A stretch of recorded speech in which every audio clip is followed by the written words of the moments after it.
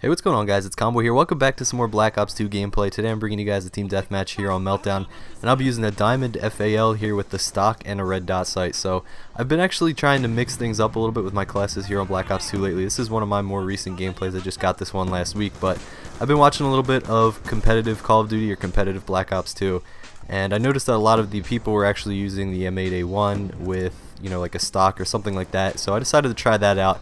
I did use the M8A1 a lot during, you know, the beginning few months of Black Ops 2, but I haven't really used it much since. But I picked it back up, put the stock on the thing, and I was just destroying everybody with the stock. I didn't realize how powerful the stock attachment is until recently. So I've been putting the stock on all of my assault rifles, particularly the FAL and the M8A1 and the SWAT and stuff like that, strong weapons, and I've been just destroying. So this is one of the gameplays that I got with it. The FAL, if you have a good trigger finger and you have a good, you know, accurate shot, then you'll become pretty much unstoppable. And this gameplay is a good example of that, I guess you could say. I'm not trying to like brag or anything here.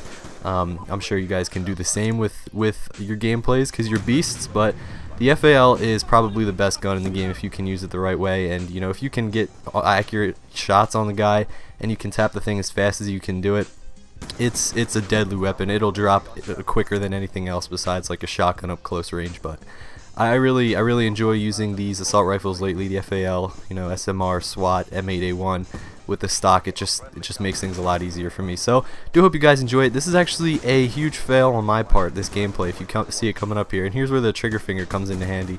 You know, close range, when you got guys kind of swarming around you. If you can trigger finger, you know, tap it really fast, like boom boom boom boom, you can take guys out pretty quickly. And you know, like I said, you can swap from guy to guy. You have good aim. It's just a deadly weapon. Here I get a little bit lucky. That guy just, what the heck, you know, what are you doing here? But you know, like I was saying, this is a fail gameplay on my part because I think I needed 1 or 2 more kills for a nuclear, and I did have a shot at it at the end. You'll see coming up, but unfortunately I'm gonna spoil it right now, guys. I die from an LMG noob who definitely got the better shot on me. So I did fail. I think I was like a 28-29 gun streak, but I should probably not have been using the lightning strike here because I did pick up a few kills with that in this. So maybe I could have, you know, delayed it a little bit more, or would have been closer to the score limit.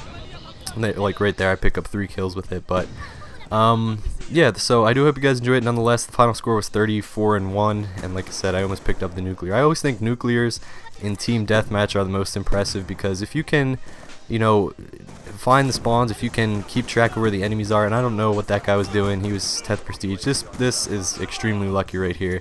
I somehow take out all of those 3 guys when I'm blinking red. But what was I saying? With yeah, I think the nuclear TDMs are impressive because you got there's only 75 kills, and as well as that, you know, there's pretty much 6 or 5 other guys on your team getting kills and everything like that. So it's pretty hard to pick up 30 gun kills alone in TDM, but you know, doing it on a streak is even more impressive. So I'm not sure if I ever got I think I did get 1 TDM nuclear, and I think I did upload that to my channel, but this one was pretty close. You'll see there.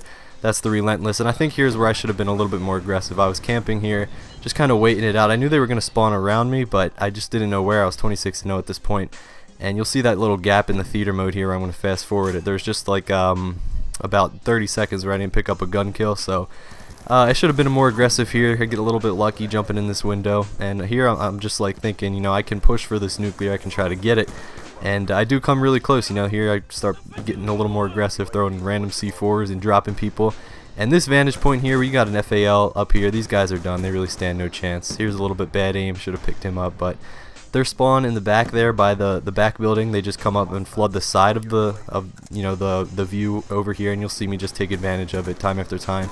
Pick up that guy in the window, pop back, and take behind cover. It's just like an unstoppable spot. So those 2 buildings there are kind of annoying. They're kind of the big spots on this map.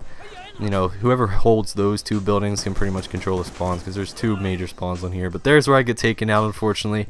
I should have shot the guy who killed me first and then took my attention to the guy who dolphin dived. So it's a little bit of a bad decision there, but nonetheless, I don't know if I would have picked up the nuclear. I think I was 1 or 2 off, but I'm not exactly sure. So the final score was 34-1. I do hope you guys enjoyed it nonetheless. Have a good day, guys. Thanks so much for watching, and hope you enjoyed.